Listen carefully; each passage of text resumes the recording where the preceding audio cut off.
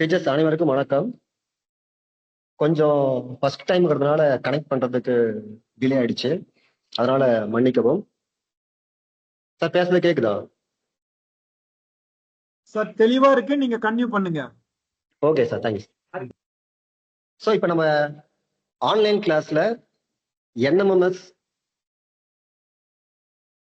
தேர்வுக்கு நாம பசங்களை ரெடி பண்ண போறோம். எல்லா டீச்சர்ஸுக்கும்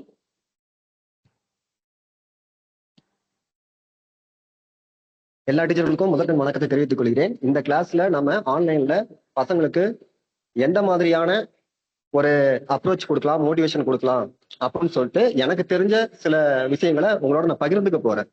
சொல்லித்தர போகல பகிர்ந்து கொள்ள போகிறேன். நம்ம இன்னைக்கு மேக்ஸ் அப்படிங்கிற ஒரு சப்ஜெக்டை பார்க்க போறோம். எல்லாத்துக்கும் மேக்ஸ் அப்படிங்கிறது கொஞ்சம் மேக்ஸ் டீச்சர்ஸ் இன்ட்ரெஸ்டா இருக்கும், மற்ற டீச்சர்ஸ்க்குலாம் கொஞ்சம் இன்ட்ரெஸ்டா இல்லாமல் இருக்கும். இப்ப நான் எனக்கு தெரிஞ்ச சில கணித பாடத்துல மாணவர்களுக்கு எவ்வாறு சொல்லிக் கொடுக்கலாம், சில ஷார்ட்கட் ஏதாவது இருக்கா அப்படின்னு சொல்லிட்டு எனக்கு தெரிஞ்ச விஷயம் உங்களை பகிர்ந்து கொள்ள போகிறேன். நமக்கு என்எம்எம்எஸ்ல முதல்ல 7th 8th மேக்ஸ், அதுல இன்னைக்கு நம்ம 7th பாடத்துல இருக்கக்கூடிய சில பாயிண்ட்ஸ் நான் உங்களுக்கு சொல்றேன். எல்லாத்துக்கும் தெரிஞ்ச விஷயம் தான். இப்ப நான் சொல்றது பசங்களுக்கான நடத்துற மாதிரி உங்களுக்கு நடத்த போறேன். தயவு செஞ்சு ஏதாவது பிள்ளைகள் இருந்தா மன்னித்து கொள்ளவும். சரி, இப்ப 7ஆம் வகுப்புல மொத்தம் 3 பருவம் இருக்குது. நான் ஷார்ட்டா முடிச்சிடறேன், ஏன்னா இன்னும் 3/4 மணி நேரம் தான் இருக்குது. இன்னைக்கு 7ஆம் வகுப்பு கணித பாடத்தை நம்ம ஃபுல்லா பார்த்தரலாம். உங்களுக்கு ஸ்கிரீன்ல ஒரு புக்கு தெரியும். இந்த புக்கு நமக்கு ஏற்கனவே குரூப்ல என்எம்எம்எஸ் குரூப்ல அனுப்பியிருக்கோம். இது போன வருஷமும் அனுப்பினதுதான். மேக்ஸுக்கு தனியா ஒரு புக் இருக்குது. அந்த புக்ல இருக்கக்கூடிய சில ஹிண்ட்ஸ், ஏற்கனவே நம்ம கிட்ட இருக்கிற புக்ஸ் எல்லாம் ஹிண்ட்ஸ் எடுத்து இந்த புக்ல கொடுத்துருக்காங்க. இப்ப அதுல இருக்கக்கூடிய ஹிண்ட்ஸை நம்ம படிச்சுட்டு டீச்சர்ஸ் நம்ம பார்த்துட்டு அதை மாணவர்களுக்கு விளக்கம். ஸோ மொத்தம் பார்த்தீங்க அப்படின்னா 3 விதமான கிளாஸ்ல 7வது 3 டேர்ம், 8வதுல 1 டேர்ம்ல உங்களுக்கு எண்கள் மொத்தம் 4 டாபிக் 4 பருவத்துக்கான இருக்குது. இப்ப நம்ம பார்க்க போறது முதல்ல 3 பருவத்துக்கான 7th மட்டும் நம்ம பார்க்க போறோம்.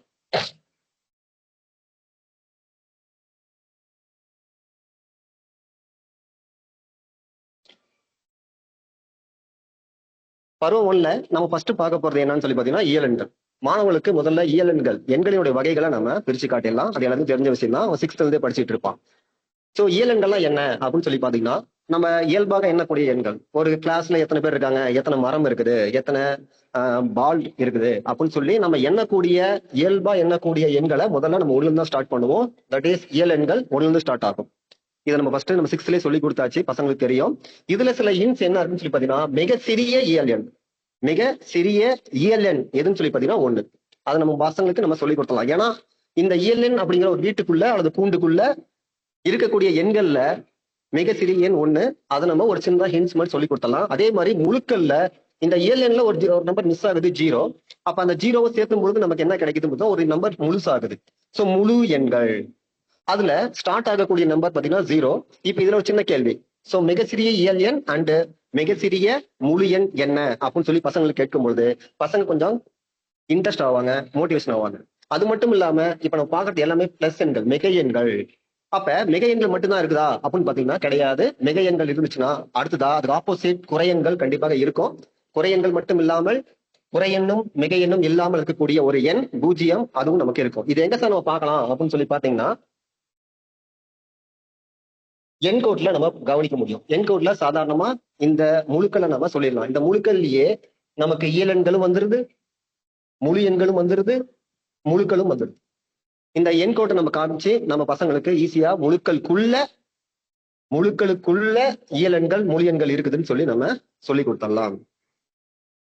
சோ பசங்களுக்கு புரியணும் அப்படின்னா கண்டிப்பாக நம்ம இந்த என்கோட்டை பயன்படுத்தி தான் இந்த எண்களை நம்ம சொல்ல போறோம். இந்த என்கோட்ல என்ன நடக்குது அப்படின்னு சொல்லி பாத்தீங்கன்னா, என்கோட்ல மிட் பாயிண்ட் எப்பவுமே நமக்கு 0 தான். ரைட் சைடு பாத்தீங்கன்னா மிகை எண்கள், லெஃப்ட் சைடு பாத்தீங்கன்னா உங்களுக்கு குறை எண்கள் நமக்கு கிடைக்குது. இதுல நமக்கு இடது பக்கம் இருந்து வலது பக்கம் போக போக எண்ணின் மதிப்பு அதிகமாகும். அவங்க நிறைய பாயிண்ட்ஸ் கொடுத்துருக்காங்க. ஒவ்வொரு மிகை முழுகும், பூஜ்ஜியம் மற்றும் குறை எண்கள் அப்படின்னு சொல்லிட்டு நிறைய பாயிண்ட்ஸ் கொடுத்துருப்பாங்க. நம்ம பசங்களுக்கு சொல்ல வேண்டிய ஒரே ஒரு விஷயம் என்ன அப்படின்னு பாத்தீங்கன்னா, இடது பக்கம் மைனஸ், வலது பக்கம் பிளஸ். இடது பக்கம் இருந்து வலது பக்கம் நோக்கி போக போக எண்ணின் மதிப்பு பெருசாகிட்டே போகும், அதிகமாகிட்டே போகும் அப்படிங்கிறது மட்டும் சொல்லி கொடுத்தா போதும். இந்த எண் கூட ஞாபகம் வச்சிருந்தா பசங்க கண்டிப்பாக என்ன பண்ணுவாங்கன்னு சொல்லி பாத்தீங்கன்னா, இந்த எண் கோடை பயன்படுத்தி கண்டிப்பாக பசங்க அதுல என்ன கேள்வி கேட்டாலும், இப்ப எக்ஸாம்பிள் பாத்தீங்கன்னா -9 பெருசா -3 பெருசா அப்படின்னு கேட்கும்பொழுது இடது பக்கம் இருக்கக்கூடிய எண் எப்பொழுதும் சின்னதுன்னு சொல்லி நம்ம ஏற்கனவே சொல்லி கொடுத்துரும். அந்த பாயிண்ட்டை ஞாபகம் வச்சு அவங்க திங்க் பண்ணுவாங்க. நம்ம ஒரு கணக்கு கொடுத்து அவனை ஒவ்வொரு கணக்கா கொடுத்து புரிய வைக்கிறதுக்கு பதிலாக நம்ம இந்த மாதிரி என்கோட்ல லெஃப்ட் சைட்ல இருந்து ரைட் சைடு போகும்போது, இடது பக்கம் இருந்து வலது பக்கம் போகும் பொழுது எண்ணின் மதிப்பு அதிகமாகிட்டே போகுது அப்படிங்கிறத மட்டும் நம்ம சொல்லிட்டா போதும். அப்ப இடது பக்கம் போனா என்ன பண்ணும், ஆட்டோமேட்டிக்கா குறைஞ்சிட்டே போகும் ஆப்போசிட். இத ஒரே ஒரு பாயிண்ட் மட்டும், இடது பக்கம் இருந்து வலது பக்கம் நோக்கி செல்ல செல்ல எண்ணின் மதிப்பு அதிகரித்து கொண்டே செல்லும் அப்படிங்கும் பொழுது அதுக்கு ஆப்போசிட்டா போனா நமக்கு கண்டிப்பா என்ன கிடைக்கும் அப்படின்னு குறைஞ்சிக்கிட்டே போகும். இது பசங்களுக்கு நமக்கு எண்கோட்ல இருந்து புரிய வச்சிடலாம்.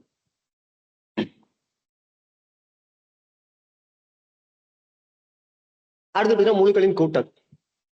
இப்ப முழுக்கள் என்னன்னு சொல்லியாச்சு. அடுத்து பாத்தீங்கன்னா முழுக்களினுடைய கூட்டல். முழுக்களின் கூட்டல்ல குறி ஒரே மாதிரி இருக்கும்.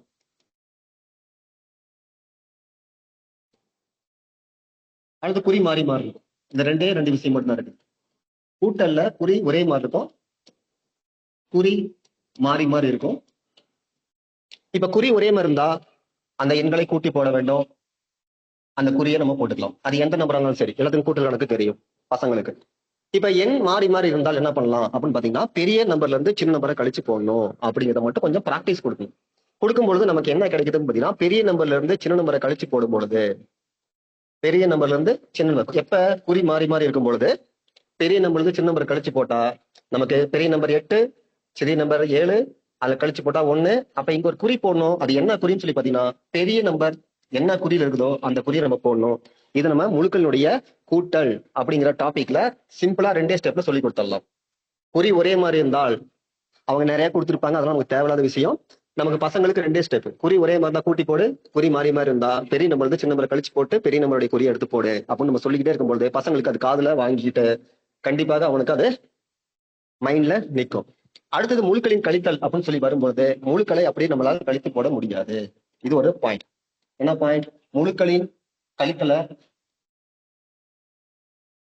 நம்மளால முழுக்களை கழிக்க முடியாது.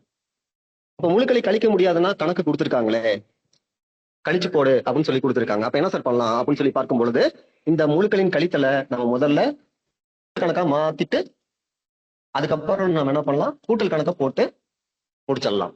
அப்ப இங்க கழித்தல் வரும் பொழுது முழுக்களை கழிக்க முடியாது.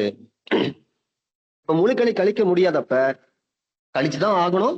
அப்ப என்ன பண்ணலாம் அப்படின்னு சொல்லி பார்க்கும் பொழுது முழுக்களின் கழித்தல் கணக்கை நம்ம கூட்டல் கணக்கா மாத்தணும். அப்படி மாத்தும் பொழுது நமக்கு ஒரு கண்டிஷன் வந்தது. என்ன கண்டிஷன் சொல்லி பாத்தீங்கன்னா, 2வது நம்மளுடைய எதிர் எண் அல்லது 2வது நம்மளுடைய குறிய மாத்தி போடணும். 2வது எண்ணினுடைய எதிர் எண் அல்லது 2வது நம்பர்ல என்ன குறி இருக்குதோ அதுக்கு ஆப்போசிட் குறி போடணும். நம்பரை நம்ம மாத்தவே கூடாது. முதல் எண்ணை அப்படியே வைத்துக் கொள்ள வேண்டும். இது நமக்கு பசங்களுக்கு பிராக்டிஸ் கொடுக்கணும்.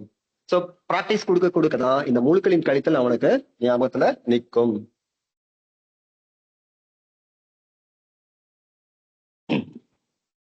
சோ இப்ப அடுத்து நம்ம பார்க்க போறது பாத்தீங்கன்னா பெருக்கல். இந்த பெருக்கல் அப்படிங்கறது நம்ம கூட்டல் பார்த்தாச்சு, கூட்டல் இருந்து கழித்தல் பார்த்தாச்சு. இப்ப பெருக்கலுக்கு வரும்பொழுது குறி ஒரே மாதிரி இருந்தா பிளஸ் குறி, குறி மாறி மாறி இருந்தா மைனஸ் குறி அப்படின்னு சொல்லும் பொழுது இந்த முழுக்களுடைய கூட்டல் ஞாபகத்துக்கு வரும். அப்ப இந்த இடத்துல நம்ம தெளிவா சொல்லிடணும், முழுக்களினுடைய கூட்டல் அது வேற, முழுக்களுடைய பெருக்கல் இது வேற, அது தனி சாப்டர். முழுக்கள் முழுக்களினுடைய கூட்டல் கழித்தல் 3வது நம்ம பார்க்க போறது பெருக்கல் அப்படின்னு சொல்லி பையனுக்கு நம்ம தெளிவா சொல்லிடணும். ஏன்னா அவன் என்ன பண்ணுவான்னு சொல்லி பாத்தீங்கன்னா, சார் முழுக்க குறி ஒரே மாதிரி இருந்தா மாறி மாறி இருந்தா என்ன சார் பண்ணு சொல்லி முழுக்கல்ல நம்ம கூட்டல்ல என்ன சொன்னோமோ அதை ஞாபகத்துக்கு வரும் பொழுது நம்ம தெளிவா சொல்லிடணும், அது கூட்டல் இது பெருக்கல் அப்படின்னு நம்ம தெளிவா சொல்லிட்டோம் அப்படின்னா அவனுக்கு கண்டினியூட்டி கண்டிப்பா இருக்கும். தொடர்ச்சி இருந்தா மட்டும்தான் இதெல்லாம் ஞாபகத்துல வச்சுக்க முடியும். இதை நம்ம மனப்பாடம் பண்ணிக்கிட்டு இருக்க முடியாது. அப்ப பெருக்கல் கணக்கு எல்லாத்துக்கும் தெரியும். அப்ப குறியை மட்டும் நம்ம பெருகி போடும் பொழுது குறி ஒரே மாதிரி இருந்தா கூட்டல் குறி, குறி மாறி இருந்தா கழித்தல் குறி அப்படிங்கிற சொல்லி கொடுத்துட்டோம் அப்படிங்கிற பட்சத்துல அவனுக்கு பெருக்கல் கணக்கு தெரியுங்கிற பட்சத்துல இந்த முழுக்களினுடைய பெருக்களை ஈஸியா நம்மளால போட முடியும். அடுத்து பாத்தீங்கன்னா அதேதான் வகுத்தல். எல்லாத்துக்கும் வகுத்தல் கணக்கு கண்டிப்பா தெரியும். வகுத்தல்லையும் குறிகளை வகுத்தல், குறிகளை மட்டும் நம்ம எப்படி பெருக்கிறது, குறிகளை மட்டும் எப்படி வகுக்கிறது அப்படின்னு சொல்லி கொடுத்துட்டா நமக்கு கொஞ்சம் ஈஸியா இருக்கும். பெருக்கல்ல என்ன பண்ணுமோ அதேதான் வகுத்தல்லையும். பெருக்கல்ல குறி ஒரே மாதிரி இருந்தால் நமக்கு கூட்டல் குறி போடுறோம். அதே மாதிரிதான் வகுத்தல்லையும் ஒரே மாதிரி குறிகளை வகுக்கும் பொழுது நமக்கு பிளஸ் குறி வரும். குறி மாறி மாறி வகுக்கும் பொழுது நமக்கு மைனஸ் குறி வரும். அப்படிங்கிறத பசங்களுக்கு நம்ம பிராக்டிஸ் கொடுக்கணும்.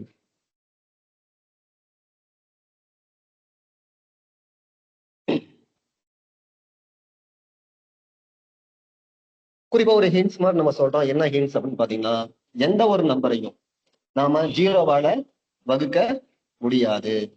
எந்த ஒரு நம்பரையும் நாம ஜீரோவால வகுக்க முடியாது அப்படிங்கிற ஒரு ஹிண்ட்ஸ் அவங்களுக்கு கொடுத்துடணும். நம்ம ஏற்கனவே கொடுத்துருப்போம், அவங்களுக்கு அந்த ஞாபகத்துல இருக்கும். ஆனா ஜீரோ உட்பட எந்த எண்ணையும் நம்மளால வகுத்து போட முடியும் அப்படிங்கிறத நம்ம சொல்லணும். இந்த வித்தியாசத்தை அவனுக்கு நம்ம சொல்லி கொடுத்துடலாம். ஒரு சின்ன சின்ன ஹிண்ட்ஸ் தான். மேக்ஸ்ல நிறைய ஹிண்ட்ஸ் அப்பப்ப நமக்கு வரும் பொழுது அந்த பசங்களுக்கு நம்ம சைட்ல பிராக்கெட் போட்டு எழுத கத்து கொடுத்துடணும்.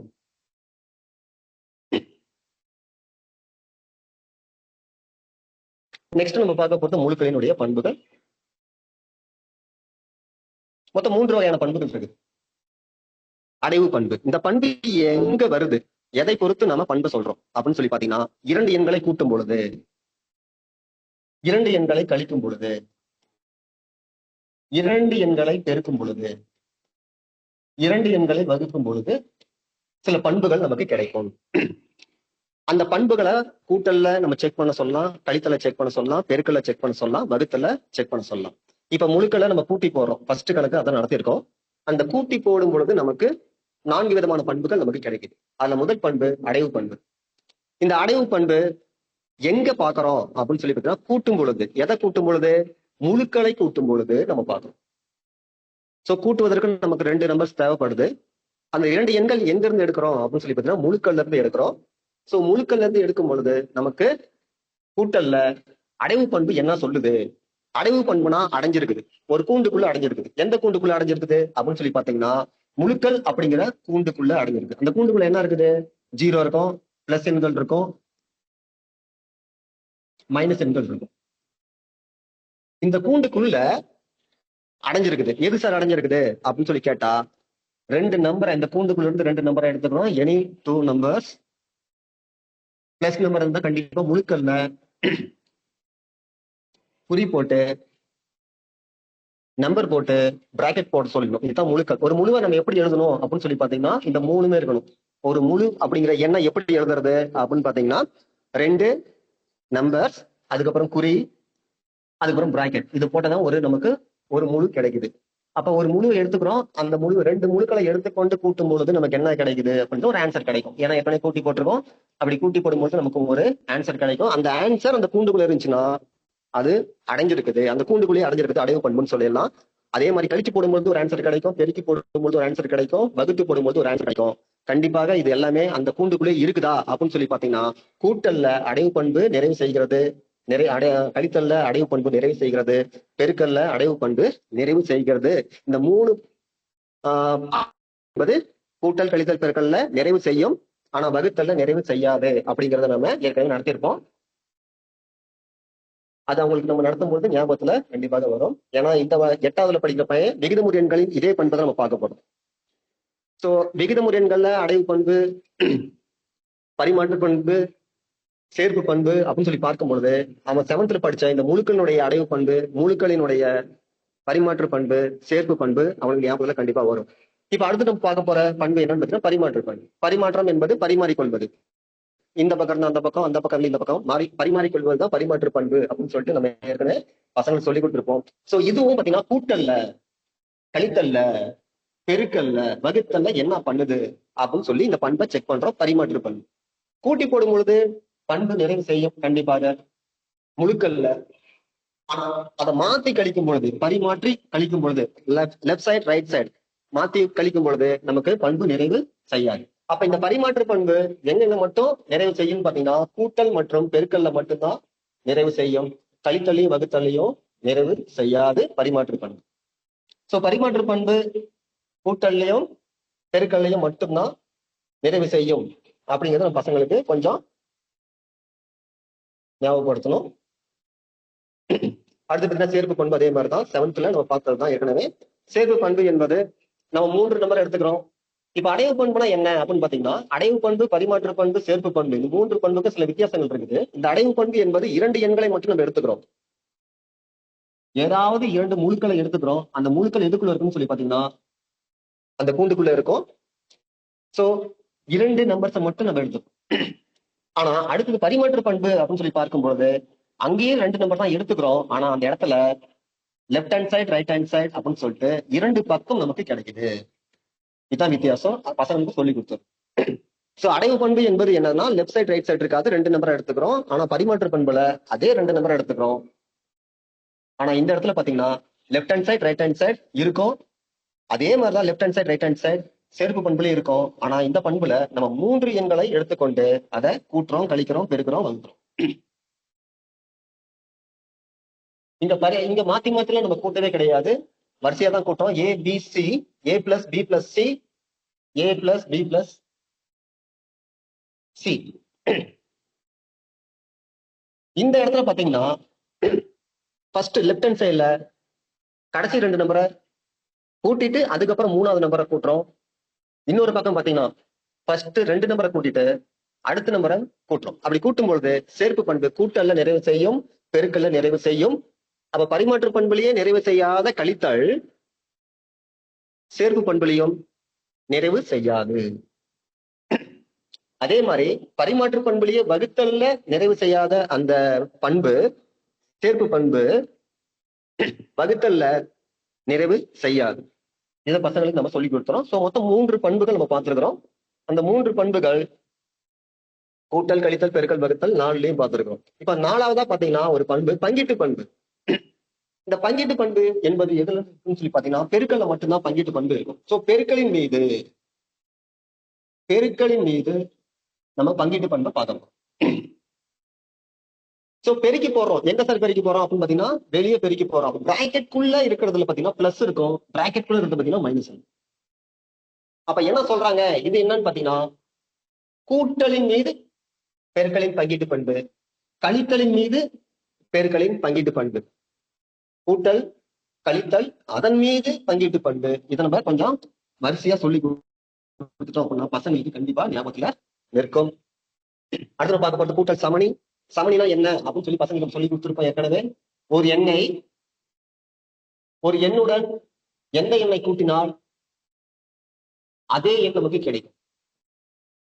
ஒரு எண்ணுடன் எந்த எண்ணை கூட்டினால் நமக்கு அதே எண் கிடைச்சதுன்னா அந்த கூட்டக்கூடிய எண் தான் சமணி, சமம் அப்படின்னு நம்ம சொல்றோம். அப்ப கூட்டல் சமணி 0. அது எந்த நம்பரா இருந்தாலும் சரி, இயலெண்களா இருந்தாலும் சரி, முழு எண்களா இருந்தாலும் சரி, முழுக்களா இருந்தாலும் சரி, விகிதமுறு எண்களா இருந்தாலும் சரி, கூட்டல் சமணி 0. இப்ப கூட்டல் எதிர்மறை அப்படிங்கிறப்ப கூட்டல் எதிர்மறை, பிளஸ்னா மைனஸ், குறியை மட்டும் மாத்தி போடணும். +4 கூட்டல் எதிர்மறை -4. குறி மட்டும் மாறும், நம்பர் மாறாது. சோ பிளஸ்னா மைனஸ், மைனஸ்னா பிளஸ், எதிர் எண். அடுத்து பார்த்தீங்கன்னா பெருக்கல் சமணி. சமணி ஒரு எண்ணுடன் எந்த எண்ணை பெருக்கினால் அதே எண் கிடைக்கும். அப்ப எந்த நம்பரை பெருக்கிறோம் அப்படின்னு பாத்தீங்கன்னா பெருக்கல் சமணி 1 அப்படிங்கிறத பசங்க சொல்லி கொடுத்தோம். இது ஞாபகம் வச்சுக்க சொல்லணும்.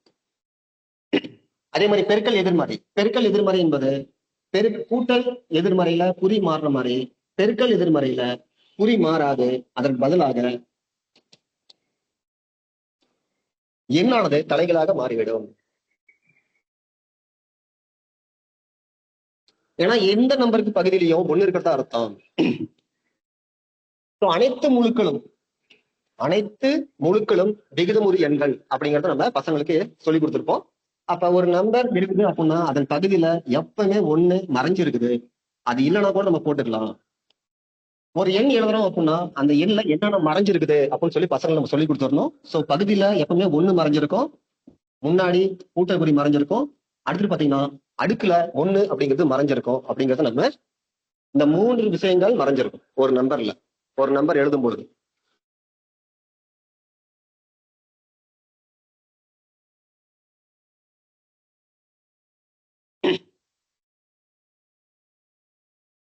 சோ பெருக்கல் சமணி நமக்கு 1 கூட்டல் சமணி 0 அப்படிங்கிறது நம்ம சொல்லிடணும். பெருக்கல் எதிர்மறை கூட்டல் எதிர்மறை. சோ இதுதான் ஃபர்ஸ்ட் டேர்ம் 7th. நான் உங்களுக்கு 7th ஃபர்ஸ்ட் டேர்மை ஒரு கால் நேரத்துல நான் முடிச்சிட்டோம். சோ இது எல்லாமே அவங்க ஹிண்ட்ஸ் எடுத்து நமக்கு கொடுத்துருக்காங்க. இது முடிச்சதுக்கு அப்புறம் நமக்கு இருக்கக்கூடிய ஒரே வேலை என்னன்னு சொல்லி பாத்தீங்கன்னா, இந்த பின்னாடி இருக்கக்கூடிய கேள்விகளுக்கு தான் நாம என்ன பண்ண போறோம், அவங்க பசங்கிட்ட சேர்ந்து நாமளும் சால்வ் பண்ண போறோம். அப்படி சால்வ் பண்ணும்பொழுது நிறைய சந்தேகங்கள் பசங்களுக்கு வரும். அப்ப ஒவ்வொரு கணக்கா பசங்களுக்கு கொடுத்துட்டு அவன் அதுல என்ன பண்றான், இப்ப நம்ம ஏற்கனவே சொன்ன அந்த பாடத்தினுடைய சாராம்சத்திலிருந்து இந்த கணக்குகளை அவன் போடும் பொழுது அவன் என்னென்ன மிஸ்டேக் பண்றான்னு சொல்லிட்டு நாம தான் கூட இருந்து ஒவ்வொரு மாணவனையா பார்க்க வேண்டும்.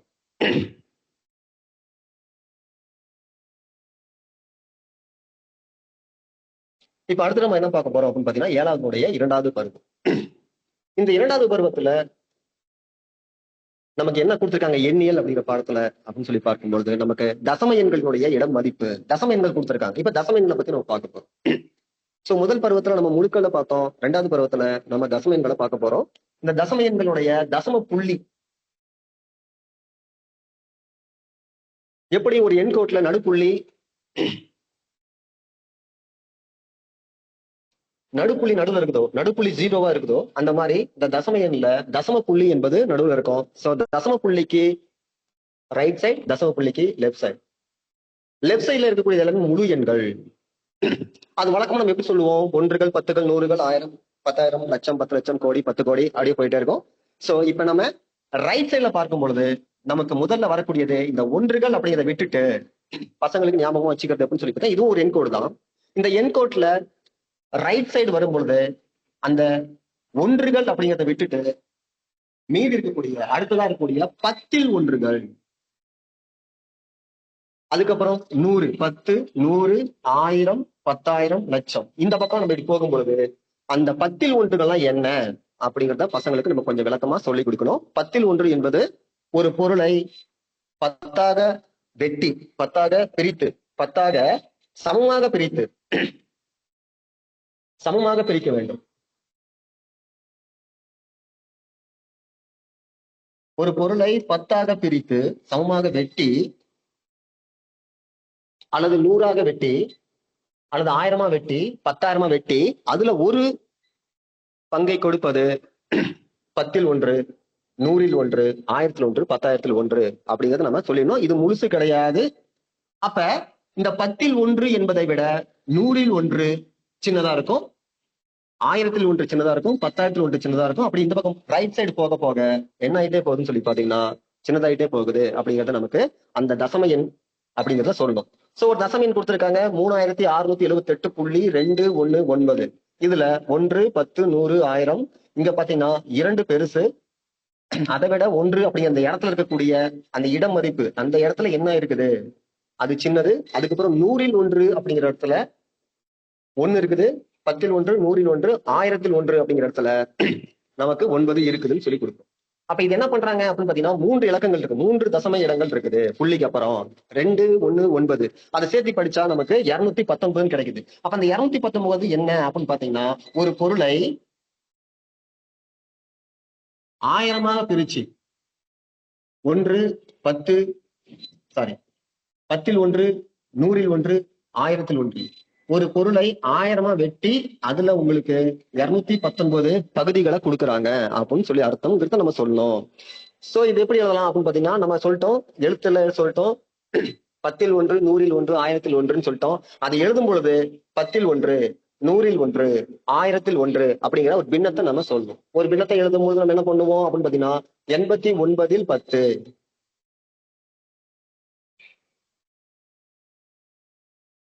அப்ப அந்த பக்கம் எழுதும் பொழுது நமக்கு என்ன கிடைக்குது, அதை எப்படி விரிவா எழுதுறோம்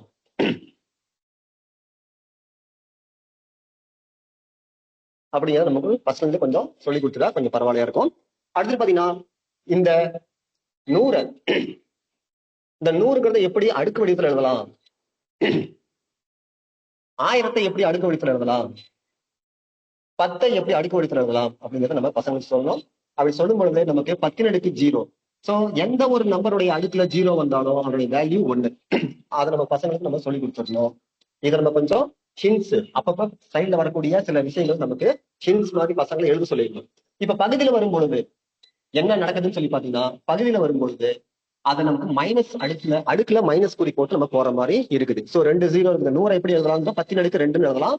அந்த 10 பகுதியில வரும் பொழுது இது நம்ம அடுக்கு வடிவத்துல 8வது நடத்திருக்க மாட்டோம். சோ நடத்தும் பொழுது நம்ம சொல்லி கொடுத்துடணும்.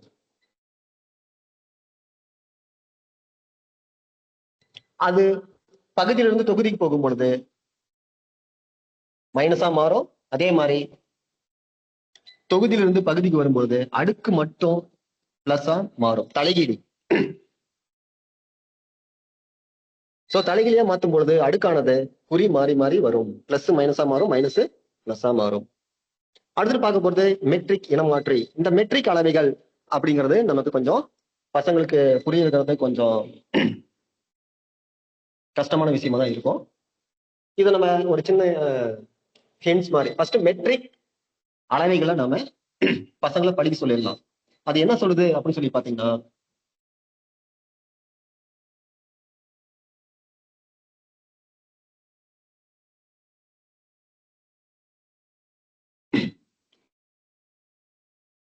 சோ மெட்ரிக் அளவைகள் அப்படிங்கிறதுல 2 பக்கங்கள் இருக்கும். ஒன்னு லெஃப்ட் சைடு, இன்னொன்னு ரைட் சைடு. அதுல பாத்தீங்கன்னா இந்த மெட்ரிக் அளவைகள் 10 millimetre is equal to 1 centimetre, 10 centimetre is equal to 1 decimetre, 10 decimetre is equal to 1 metre, 10 metre is equal to 1 decametre, 10 decametre is equal to 1 hectometre,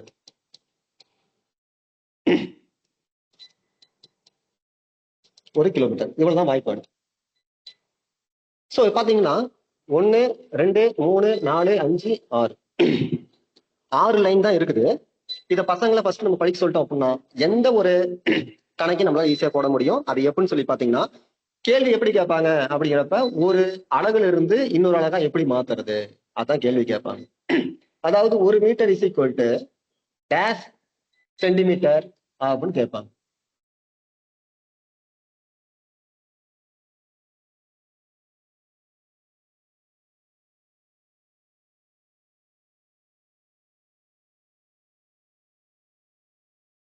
கேள்வி எப்படி கேட்பாங்கன்னா ஒரு அலகுல இருந்து ஒரு அலகை கேட்பாங்க. 1 metre is equal to dash centimetre அப்படிங்கிறப்ப இப்ப ஒவ்வொரு லைன்லயும் பாத்தீங்க அப்படின்னா ஒரு கீழின் அலகு, ஒரு சின்ன அலகு, ஒரு மேலின் அலகு கண்டினியூவா இருக்கும். அப்படி கண்டினியூவா இருக்கும் பொழுது நம்ம தொடர்பு படுத்தி பாக்குறது எப்படி அப்படிங்கிறப்ப இங்க என்ன கொடுத்திருக்காங்க, மீட்டருக்கும் சென்டிமீட்டருக்கும் தொடர்பு படுத்தி பார்க்க சொல்லியிருக்காங்க. மீட்டர் எங்க இருக்குது அப்படின்னு சொல்லி பார்க்கும்போது மீட்டர் இங்க ஒண்ணு இருக்குது, இந்த இடத்துல ஒண்ணு இருக்கு. சென்டிமீட்டர் எங்க இருக்குன்னு சொல்லி பாத்தீங்கன்னா சென்டிமீட்டர் இந்த இடத்துல ஒண்ணு இருக்குது, இந்த இடத்துல ஒண்ணு இருக்குது. ஆனா ரெண்டுமே நமக்கு ஒரே லைன்ல இல்ல. அப்ப என்ன பண்ணலாம் அப்படின்னு சொல்லி பார்க்கும் பொழுது இதுல மேல இருக்கக்கூடியது சிறிய அளவுகள் கீழே போக போக அந்த அலகு பெரிய அலகுகளாக மாறுகிறது. அப்படி மாறும் பொழுது சிறிய அலகு எப்பவுமே மேல இருக்கணும், லெஃப்ட் சைட்ல இருக்கணும். பெரிய அளவுகள் எப்பவுமே கீழே இருக்கணும், ரைட் சைட்ல இருக்கணும். இது பசங்களுக்கு நம்ம பிராக்டிஸ் கொடுக்கணும். அப்படி கொடுத்தா இதை நம்ம கண்டினியூ பண்ணிக்கலாம். இப்ப அவங்க என்ன கேட்கறாங்க அப்படின்னு சொல்லி பாத்தீங்கன்னா, சென்டிமீட்டருக்கும் மீட்டருக்கும் தொடர்பு படுத்த சொல்றாங்க. அப்ப சென்டிமீட்டர் சின்னது, அப்ப மேல லெஃப்ட் சைட்ல, தட் இஸ் மேல லெஃப்ட் சைட்ல இங்க இருக்குது சென்டிமீட்டர். மீட்டர் அப்படிங்கிறது பெருசு, அப்ப ரைட் சைட்ல இருக்கணும், கீழே இருக்கணும். அப்ப இந்த இடத்துல இருக்குது. இப்ப சென்டிமீட்டர் ஒரு லைன்ல இருக்குது, அடுத்த லைன்ல மீட்டர் இருக்கும் பொழுது நாம இந்த சென்டிமீட்டரை கீழே கொண்டு வரணும். அப்படி கீழே கொண்டு வரும்போது ஒவ்வொரு லைன் வரும்போது ஒவ்வொரு ஜீரோ சேர்த்துக்கணும். 10 சென்டிமீட்டர் ஒரு ஜீரோ சேர்த்தனா 100 சென்டிமீட்டரா மாறுது. அடுத்த லைனுக்கு போகும்போது இன்னொரு ஜீரோ சேர்த்தனா 1000, அடுத்து போகும்போது இன்னொரு ஜீரோ சேர்த்தனா 10,000, அடுத்தது லைனுக்கு போகும்போது இன்னொரு ஜீரோ சேர்த்தும் போது நமக்கு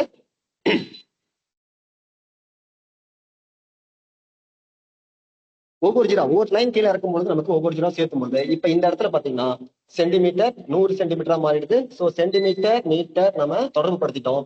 தொடர்பு படுத்தும் போது 1 மீட்டர் இக்குவல் டு 100 சென்டிமீட்டர் அப்படிங்கிறத நம்ம இந்த இடத்துல பசங்களுக்கு இந்த வாய்ப்பாட்டின் மூலியமாக நம்ம சொல்லிடலாம். இந்த வாய்ப்பாடை அவங்கள முதல்ல படிக்க வைக்கிறது ஈஸி. அதுக்கப்புறம் இந்த வாய்ப்பாட்டுல இருந்து என்ன கேள்வி கேட்டாலும் பசங்களால என்ன பண்ண முடியும் அப்படின்னு சொல்லி பாத்தீங்கன்னா கண்டிப்பாக யோசிச்சு அதை நம்ம பண்ண முடியும். முதல்ல பசங்களுக்கு பெரிய அளவை சின்ன அளவா மாத்துறதுக்கு கத்துக் கொடுக்கணும். அதுக்கப்புறம் சின்ன அளவை பெரிய அளவா மாத்துறதுக்கு கத்துக் கொடுத்துடலாம். அப்ப மேலின் அலகுகளை கீழே அலகாக மாற்றும் போது நம்ம என்ன பண்ணோம், பெருக்கி போகணும். அப்படிதான் சொன்னேன். அது 10ஆல பெருக்கும்போது ஒரு லைன்ல இருந்து அடுத்த லைன் வரும்போது நமக்கு ஒவ்வொரு ஜீரோவா எக்ஸ்டெண்ட் பண்ணிட்டே வாங்க அப்படின்னு சொல்லும்போது நமக்கு ஆட்டோமேட்டிக்காக என்ன ஆயிடுது, அந்த கீழின் அலகு மேலின் அலகுகள் கீழின் அலகுகளாக மாற்றப்படுகிறது.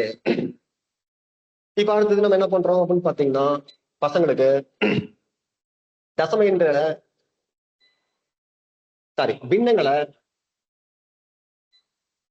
பின்னங்களை தசம எண்களாக மாற்றும். பின்னங்களை தசம எண்களாக மாற்றும் பொழுது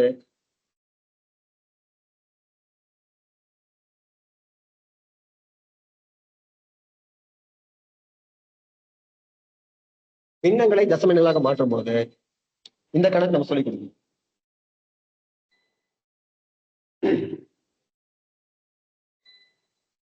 10ஆல ஃபர்ஸ்ட் நம்ம சொல்லிக் கொடுக்க வேண்டியது 10ஆல் வகுத்தல், 100ஆல் வகுத்தல், 1000ஆல் வகுத்தல். எந்த ஒரு முழு நம்பர் இருந்தாலும் சரி, அந்த முழு நம்பர்ல தசம புள்ளி இருக்கும். அது எங்க இருக்கும் அப்படின்னு சொல்லி பாத்தீங்கன்னா, ஒரு நம்பருடைய கடைசி இடத்துல அந்த தசம புள்ளி இருக்கும். 89ல தசம புள்ளி எங்க இருக்குது அப்படின்னு சொல்லி பாத்தீங்கன்னா கடைசியில இருக்கும். அதுக்கப்புறம் என்ன இருக்குன்னு பாத்தீங்கன்னா 0 இருக்கும். நம்ம வேணாலும் போட்டுக்கலாம். அப்ப இந்த இடத்துல 3ன்னு இருக்குது, வகுத்தல் 10. அப்ப இந்த இடத்துல எங்க இருக்குது புள்ளி அப்படின்னு பாத்தீங்கன்னா 3க்கு கடைசியில இருக்கும். அப்போ வகுக்கும் பொழுது பசங்களுக்கு கொஞ்சம் சொல்லி கொடுத்துருங்க. புள்ளியானது லெஃப்ட் சைடு மூவ் ஆகும். பெருக்கும் பொழுது புள்ளியானது ரைட் சைடு மூவ் ஆகும். சோ வகுக்கும் பொழுது புள்ளியானது லெஃப்ட் சைடு மூவ் ஆகும், பெருக்கும் பொழுது புள்ளியானது ரைட் சைடு மூவ் ஆகும். சோ எவ்வளவு தூரம் போகும் அப்படின்னு பாத்தீங்கன்னா, கீழே எத்தனை 0 இருக்குதோ, தட் இஸ் நான் சொல்றது 10, 100, 1000 இதுக்கு மட்டும் தான் சொல்லிட்டு இருக்கேன். 10, 100, 1000, 10,000, லட்சம், 10 லட்சம். தட் இஸ் 1 போட்டு 0 வரக்கூடிய எண்களை வகுக்கும் பொழுது, அது பெருக்கும் பொழுது நமக்கு என்ன கிடைக்குது அப்படிங்கிறப்ப, சோ பெருக்கும் பொழுது புள்ளியானது ரைட் சைடு மூவ் ஆகணும், வகுக்கும் பொழுது புள்ளியானது லெஃப்ட் சைடு மூவ் ஆகணும். இது எங்க இருக்குன்னு சொல்லி பார்த்தீங்கன்னா, என் கோட்ல மைனஸ் லெஃப்ட் சைட்ல இருக்கும், பிளஸ் ரைட் சைடு இருக்கும். அதே மாதிரிதான் பிளஸ் என்பது பெருக்கல், வகுத்தல் என்பது கழித்தல். அப்படிங்கிற மாதிரி நம்ம பசங்க சொல்லி கொடுத்துட்டோம்னா இந்த 10ஆல் வகுத்தல், 100ஆல் வகுத்தல் என்பது ரொம்ப ஈஸியாக இருக்கும்.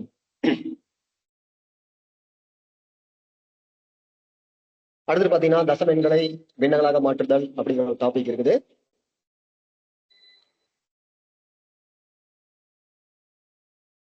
ஒரு தசம எண் இருக்குது அப்படிங்கிற பட்சத்துல இதை ஒரு பின்னமா மாத்தணும் அப்படிங்கிறப்ப நமக்கு என்ன தேவைப்படும், பின்னமா மாற்றணும். தசம எண்ணை பின்னமாக மாற்றுதல் அப்படிங்கிறப்ப இந்த புள்ளி நமக்கு கடைசியில வரும். புள்ளி நமக்கு கடைசியில வரும்பொழுது புள்ளியானது ரைட் சைடு மூவ் ஆகணும். அப்படி ரைட் சைடு மூவ் ஆகும்போது நம்ம இப்பதான் சொல்லி கொடுத்துருக்கோம், புள்ளியானது ரைட் சைடு மூவ் ஆகணும் அப்படின்னா நாம பெருக்கி போடணும்.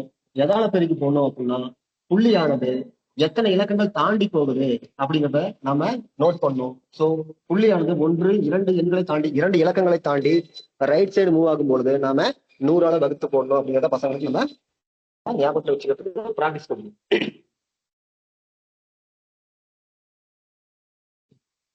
எப்பவுமே எந்த நம்பரை ஒப்பிட்டு பார்த்தாலும் சரி, முழுக்களையும் ஒப்பிட்டு பார்த்தாலும் சரி, நமக்கு தசமங்களை ஒப்பிட்டு பார்த்தாலும் சரி, ஒரு டேபிள் நம்ம 6th பார்த்திருப்போம், பசங்க சொல்லி கொடுத்துருப்போம்.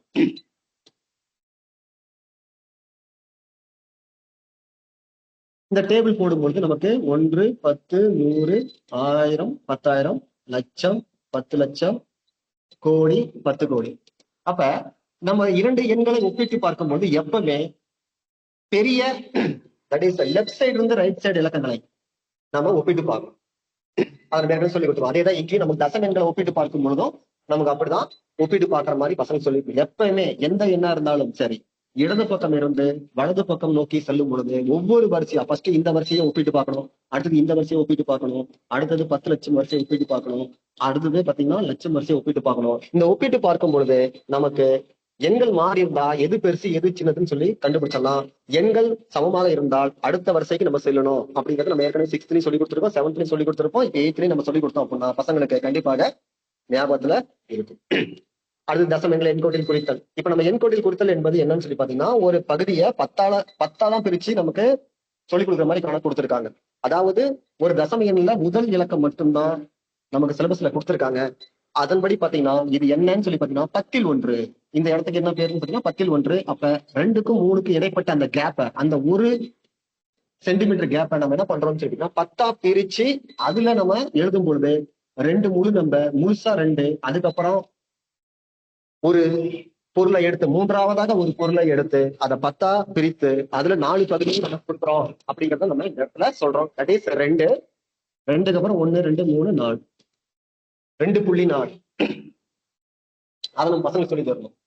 எண் கோட்டில் குறித்தல் அது ஈஸி தான். நமக்கு கொடுக்கப்பட்டது பாத்தீங்கன்னா 10ஆக பிரித்து எண் கோட்டில் குறிக்க சொல்லியிருக்காங்க. இதுக்கப்புறம் பாத்தீங்கன்னா பின்னாடி சில கணக்குகள்லாம் இருக்குது. இதை நான் கணக்கெல்லாம் பசங்களுக்கு ப்ராக்டிஸ் கொடுக்கும்போது தான் அவங்களுக்கு என்ன டவுட் வருது நமக்கே தெரியும்.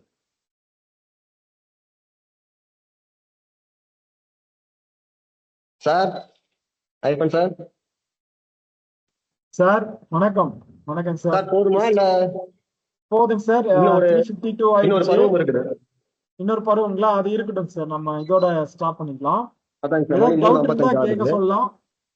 சார் டீச்சர்ஸ் ஏதாவது சந்தேகங்கள் உங்களுக்கு இருந்தாலும் சரி, உங்க ஸ்டூடெண்ட் இருந்தாலும் நீங்க கேட்கலாம், சார் சொல்லுவாரு. யாராவது சார் மைக் இப்ப ஆன் பண்ணி நான் பேசுங்க உங்களுக்கு டவுட் இருந்தா.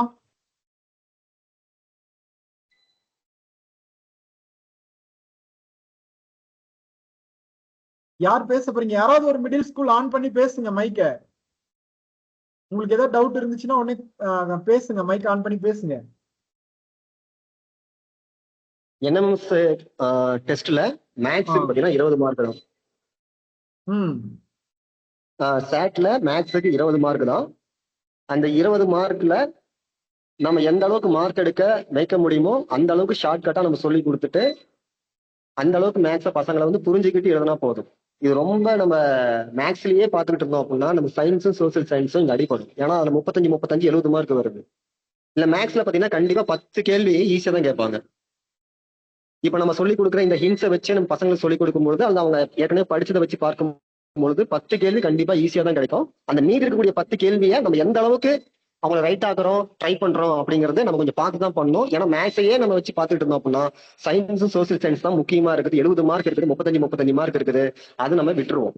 அப்ப மேக்ஸ் என்பது சாட்ல சோசியல் சயின்ஸ், சோசியல் சயின்ஸ், அதுக்கப்புறம் 3ஆவதா நம்ம மேக்ஸை கொஞ்சம் நல்லா ப்ராக்டிஸ் கொடுக்கணும். மேக்ஸ் மட்டுமே பார்த்துக்கிட்டு இருந்தோம் அப்படின்னா நமக்கு தெரியும், மேக்ஸ் எடுத்து வச்சுக்கிட்டோம் அப்படின்னா நமக்கு இன்ட்ரெஸ்டா இருக்கும், மேக்ஸ் டைம் போறதே தெரியாது, அது பாட்டு போயிட்டே இருக்கும். அந்த மாதிரி இல்லாம மேக்ஸுக்கு நம்ம இவ்வளவுதான் டைம், இந்த டைமுக்குள்ள நம்ம என்ன பண்ணலாம் அப்படின்னு சொல்லிட்டு இப்ப இருந்தே ஸ்டார்ட் பண்ணிட்டோம் அப்படின்னா பசங்களுக்கு அது பழக்கமாயிடும். இப்ப நான் சொல்லி கொடுத்த 2 பருவம் எவ்வளவுதான் ஹிண்ட்ஸ், இந்த ஹிண்ட்ஸை வச்சு பசங்களுக்கு ஃபர்ஸ்ட் சொல்லி கொடுத்துட்டு அதுக்கப்புறம் பின்னாடி இருக்கக்கூடிய அந்த கேள்விகளுக்கு பதில் எழுதுங்க. ஒவ்வொரு கணக்கா கொடுத்து போட சொன்னோம் அப்படின்னா ஒவ்வொரு கணக்குலயும் அவங்களுக்கு இந்த டவுட் என்ன வருதுன்னு சொல்லி பார்த்தலாம். அது மட்டும் இல்லாம மேக்ஸ்ல இந்த எண்கள் மட்டும் கிடையாது, இந்த நிறைய பாடங்கள் இருக்குது. இது ஒரு நிறைய பாடங்கள் இருக்கிறதுனால நமக்கு டைம் பத்தாது. பட் இதையே நம்ம எடுத்துக்கிட்டோம் சொல்லி கொடுத்துருக்காரு. ஸோ நமக்கு சயின்ஸ், சோசியல் சயின்ஸ், மேக்ஸ் இது 3மே முக்கியமான விஷயம் தான். இந்த 3ல எது ஃபர்ஸ்ட்னு சொல்லி பாத்தீங்கன்னா சயின்ஸ், சோசியல் சயின்ஸ், அதுக்கப்புறம் 3ஆவதா மேக்ஸ் நம்ம வச்சுக்கலாம். சார் ஓகே சார், அவ்வளவுதான். சரிங்க சார். ஓகே டீச்சர்ஸ், யாராவது டவுட் இருக்குங்களா? நீங்க யாராவது மைக் ஆன் பண்ணி பேசுங்க பார்க்கலாம்.